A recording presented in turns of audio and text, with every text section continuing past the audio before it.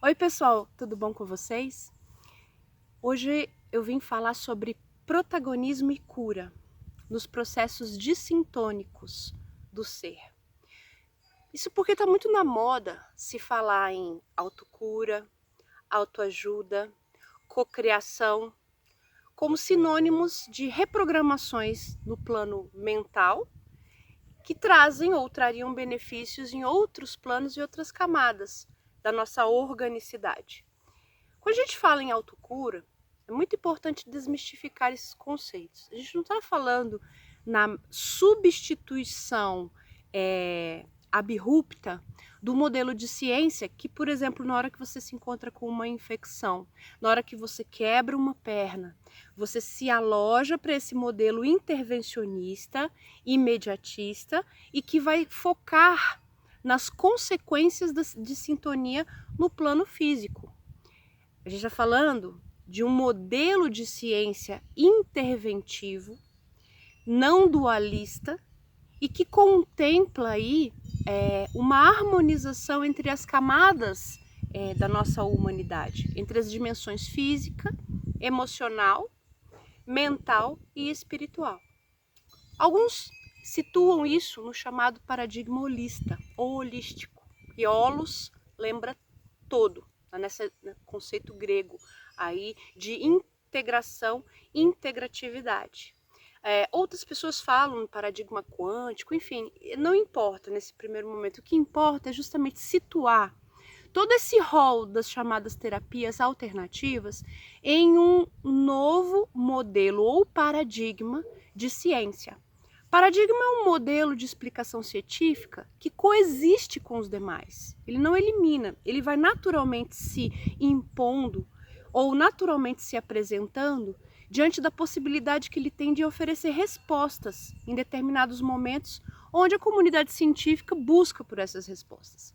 Então, a pós-modernidade ou a contemporaneidade trouxe para a gente novas perspectivas em relação a trabalhar esses aspectos da nossa alma, do nosso espírito, da nossa consciência, saindo meramente aí da intervenção imediatista, causal, determinista. Então, quando a gente fala em protagonismo e autocura, isso supõe um mergulho dentro de nós mesmos. Um mergulho com essa convicção de se estabelecer aí uma conexão com aquilo que a gente traz dentro da gente de mais escondido. Oi, menina. De mais arraigado da gente mesma. Quando a gente mergulha nesses processos de somatização, por exemplo. Tá? Então, esse protagonismo e o processo de autocura supõe que eu esteja diante de uma situação onde genuinamente eu me encontro voltada à compreensão dessas minhas camadas silenciosas, encobertas e que vão trazendo aí camadas e camadas de crenças, de traumas, de dores que vão ou podem eclodir aí numa dissintonia. E para isso o trabalho terapêutico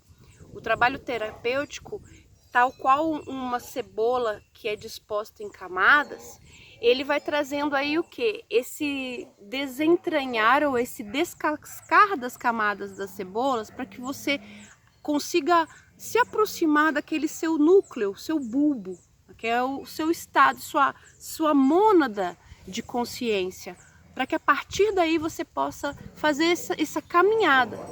E isso não necessariamente está vinculado apenas e tão somente a instrumentais que se situam no plano da racionalidade. O que eu quero dizer com isso? Eu quero dizer com isso que alguns instrumentais que acionam aportes de programação neurolinguística, estruturas relacionadas aí a uma racionalização pura e simplesmente, elas são insuficientes. São condições necessárias, mas insuficientes para lidar com essas questões mais profundas que envolvem aí justamente dentro de um modelo holista outros sentidos e outras dimensões da nossa natureza.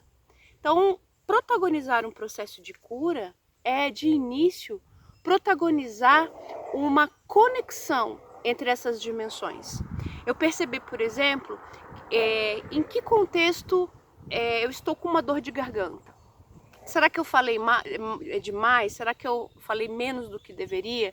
Será que eu me travei? Será que... Enfim, será? Mas não uma busca frenética de causa, porque isso aí volta para o nosso paradigma causal determinista, mas uma observação, que é uma outra forma de acessar conhecimento. Um conhecimento que ele não é etiológico, ou seja, ele não necessariamente busca a causa, mas observa contextualmente, e dessa observação contextual vai se apresentando a resposta ao problema. Albert Einstein falava isso, que é impossível se resolver uma determinada questão, um determinado problema, metodologicamente considerado, dentro da mesma dimensão em que ele foi gerado. Então, quando a gente está diante, por exemplo, de recidivas, de vários tipos de sintonias, né?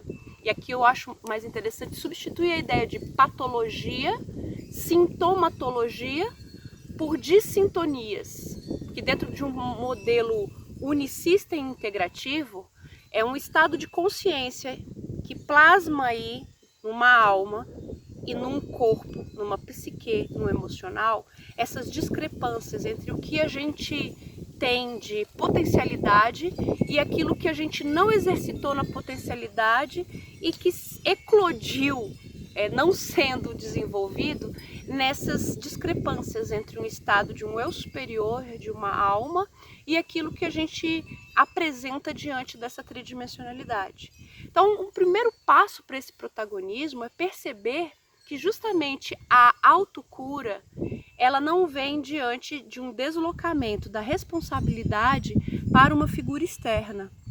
O terapeuta, nesse caso, ele é importantíssimo para acompanhar junto com o processo, né, ou acompanhar a pessoa nesse seu processo. Mas ele não substitui a pessoa como um sujeito de onde promanam aí essas percepções, porque quem está sentindo não é o terapeuta. O terapeuta trabalha uma narrativa em cima daquilo que a pessoa coloca, o indivíduo coloca. Não vou falar paciente também, paciente, doença, patologia. São todas nomenclaturas que são conceitos que estão relacionados a determinado molde ou modelo de ciência. Eu prefiro sempre fazer essa referência aí ao indivíduo, até para resgatar esse protagonismo. Então, na medida em que dentro de um processo terapêutico se faça esse intercâmbio narrativo em relação a como a pessoa está se percebendo, a gente consegue prospectar, mergulhar um pouco mais nessas dissintonias e a partir daí um processo muito mais profundo de cura vai se construindo nessas camadas. Das imediações da primeira camada que envolve o bulbo, né? Seu bulbo é sua alma intangível, intacta. E a partir desse bulbo, as nossas camadas projetadas dentro daquilo que vem a ser esse organismo situado aqui no plano da matéria.